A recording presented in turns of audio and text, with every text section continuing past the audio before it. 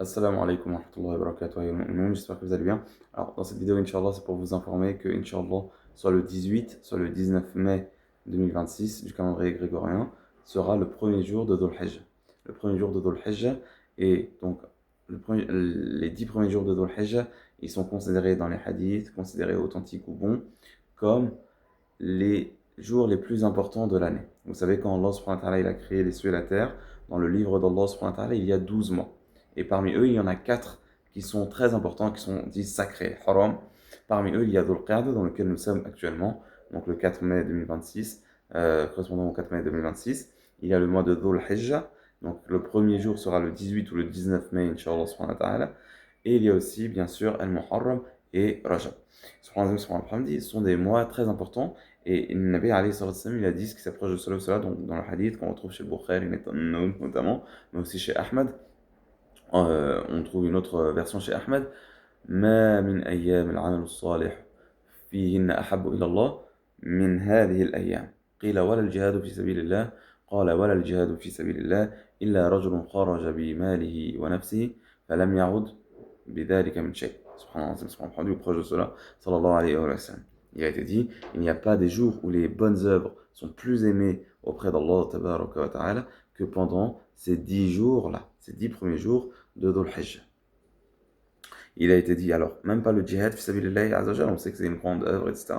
Il a dit même pas le djihad fi sabilillah, sauf une personne qui serait sortie avec son argent, et donc tout son argent, ou son argent, et sa personne, et qui ne reviendrait avec cela de rien. C'est-à-dire sorti pour Allah subhanahu wa ta'ala, et qui revient, et qui est mort, fi sabilillah azza et au final, qui est, Inch'Allah, vivant auprès d'Allah subhanahu wa ta'ala. Mais, donc ça, c'est l'importance de ces 10 premiers jours de Dhul Hijjah.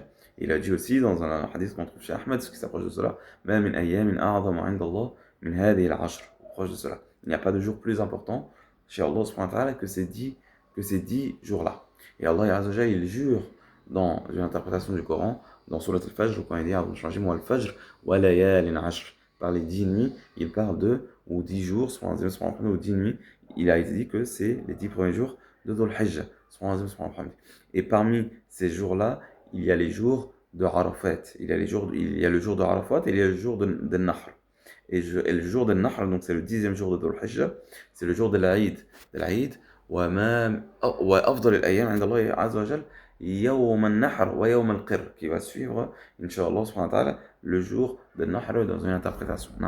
Donc ça c'est le jour le meilleur, c'est Yawm al-Nahr. Et il y a Yawm Arafat aussi, qui est un très bon jour, qui est un jour considéré comme de fête, où voilà, où il a dit alayhi salatu wassalam à propos de ce jour-là, et à propos de la station chez Arafat, Al-Hajj Arafat.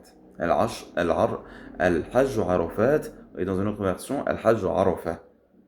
Naam, à propos peut-être de la station sur Arafat, pour montrer l'importance de ce jour-là, où quand Allah subhanahu wa ta'ala, il descend au ciel de cette dunya et qu'il est fier des gens de Arafat, etc., etc. Et il y a de très bonnes œuvres à faire, Inch'Allah subhanahu wa ta'ala, vous savez, pour vous rapprocher de l'amour d'Allah subhanahu wa ta'ala, comme il est dit dans le hadith Qudsi, le serviteur, donc là je traduis directement, un sens vu, le serviteur ne se rapproche pas avec une chose plus aimée auprès d'Allah subhanahu wa ta'ala que ce qu'Allah subhanahu wa ta'ala lui a ordonné.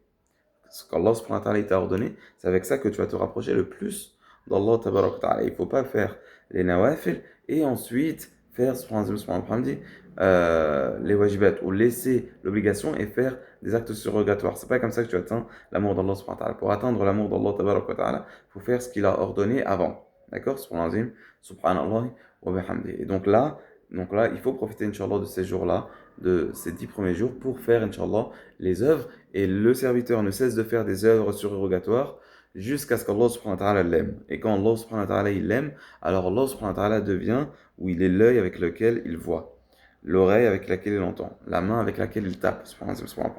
Dans un sens, si on veut essayer de comprendre, on peut essayer de comprendre ça dans le sens où, quand tu vas voir les choses, tu vas les voir par l'œil d'Allah subhanahu wa ta'ala. Dans le sens, tu vas juger avec ce qu'Allah subhanahu wa ta'ala juge, ou dit. Par exemple, si tu vois une chose qu'Allah subhanahu wa ta'ala aime, alors tu vas l'agréer. Si tu vois une chose qu'Allah subhanahu wa ta'ala déteste, alors tu vas la désapprouver. Si tu entends une chose pareille qu'Allah subhanahu wa ta'ala aime, alors tu vas l'aimer.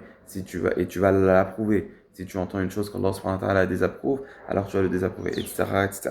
D'accord? Subhanahu wa ta'ala, pareil pour la main. Donc, subhanahu wa ta'ala, qu'on profite, Inch'Allah, de ces jours-là, ces jours des 10 premiers jours, pour faire les bonnes œuvres et les œuvres surrogatoires. Jeûner, par exemple, les 10 premiers jours, c'est magnifique.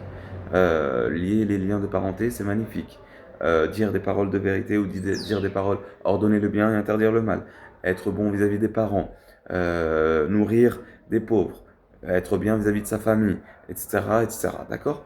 Et surtout aussi, pour ceux qui ne font pas le hajj, bon, bien sûr, il y a le hajj qui est une œuvre magnifique. Dit Al-Hajj al-Mabrour, laysa lahu jaza'un illa al-Jannah, comme il était venu dans le hadith ou proche de cela. Le hajj qui est bien fait, Mabrour, sa récompense, c'est le paradis, direct. C'est parmi les meilleures œuvres. Donc si tu ne fais pas le hajj, alors au moins jeûne le jour de Arafat. Jeûne le jour de Arafat et Allah subhanahu wa ta'ala il va te pardonner, Inch'Allah, une année passée et une année future. Ou bien une année passée selon le hadith. Donc ce que je me rappelle, c'est une année passée et une année future.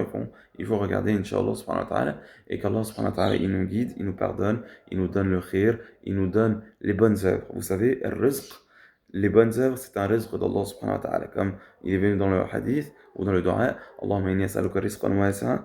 Allahumma inni as'aluka ilman nafi'an. Je te demande une science utile, une science utile, ou amalan salih, une bonne œuvre. Quand tu fais une œuvre, c'est grâce à Allah tabaraka wa ta'ala. Donc il faut remercier Allah subhanahu wa ta'ala. Si on arrive à faire les bonnes œuvres, c'est grâce à Allah subhanahu wa ta'ala, la sharika lah. Qu'Allah subhanahu wa ta'ala nous agrée, qu'Allah subhanahu wa ta'ala nous bénit, qu'Allah subhanahu wa ta'ala bénit nos familles, qu'Allah subhanahu wa ta'ala agrée nos familles, qu'Allah subhanahu wa ta'ala descende le khir sur nos familles, qu'Allah subhanahu wa ta'ala descende le khir sur la umma du prophète alayhi salam et qu'il fasse de nous des vrais croyants, des bons croyants, des gens du paradis. Wa sallallahu wa sallam wa barik ala habibina Muhammadin wa ala alihi wa sahbihi wa sallam.